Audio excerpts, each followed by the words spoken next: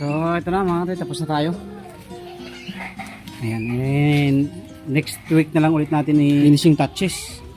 So hindi pa nakikilinin, linisan pa natin. And then yung gate valve hindi pa rin natin na-install. Gabi na, medyo napagod na tayo sa maghapong gawa na naman.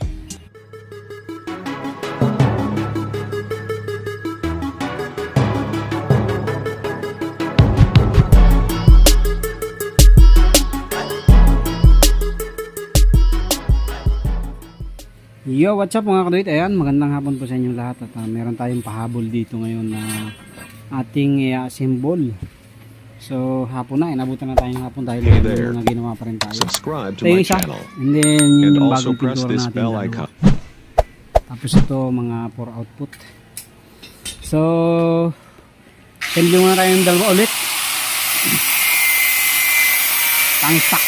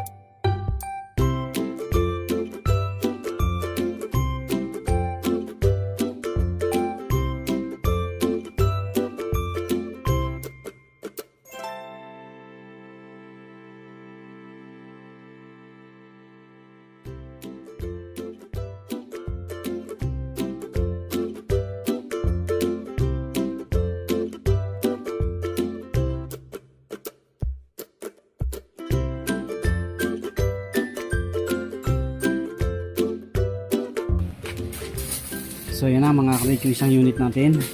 Ayan, press na press ulit. So mamaya natin assemble yung tangke.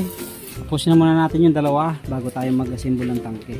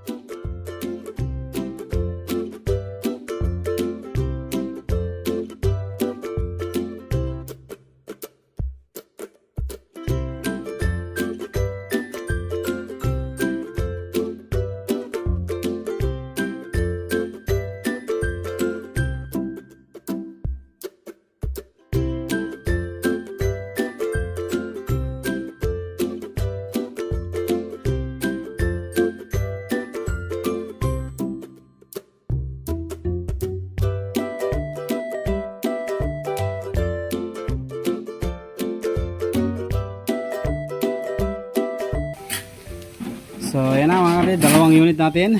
Tangke na lang ilalagay natin dyan. Kuhanin natin yung tangke.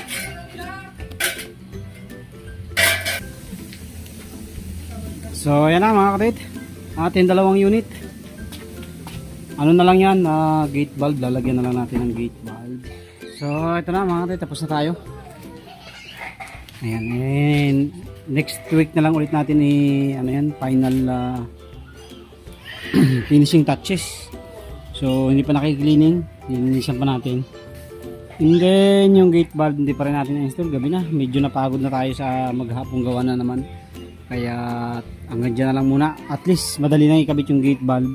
Ato na set up na natin yung kanyang stove frame. Ayan na, walang galaw. At tapos na tayo. Pagka i-ship out na lang natin, saka natin lagyan ng gate valve. Tested naman yan, na-leak test na lahat yan bago natin pinturahan. Kaya wala na magiging problema tayo dyan. Okay, so God bless po sa inyo lahat. Thank you very much. God bless po. Thank you, thank you. Merienda naman tayo, merienda.